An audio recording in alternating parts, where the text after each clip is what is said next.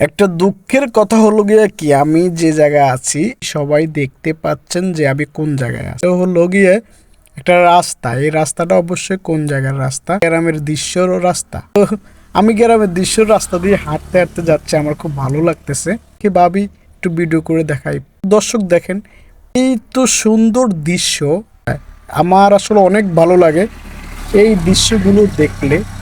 আপনাদের কেমন কেমন লাগে অবশ্যই আমাকে জানাবেন। আমি খুব ভালো লাগতেছে আমার এই দৃশ্যগুলো দেখে, অন্যরকম, সেটা বলে বোঝাতে পারবো না। এরকম দৃশ্যগুলো মিস করে বেশিরভাগ আমাদের প্রবাসী ভাই, হয়তো বা যারা শহরে থাকে তারা তারা এইসব দৃশ্যগুলো অনেক মিস করে। আমাদের আরেকজন কৃষক ভাই দেখেন, উনি কিন্তু নিজের জমির ধান নিজেই কাটতেছে, কারো বদলা নিতেছে না। আর এই পরিবেশের কথা আর কি বলবো, এটা তো হলো এটা পুকুরটা ওই পাশে সবগুলো শুকিয়ে গেছে, আর ওই পাশটা এখনো শুকায়নি।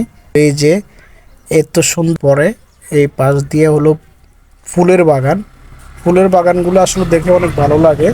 তারপরে রাস্তাটাও খুব সুন্দর দেখা যাচ্ছে, পরিবেশটা আমার কাছে ভালোই লাগে।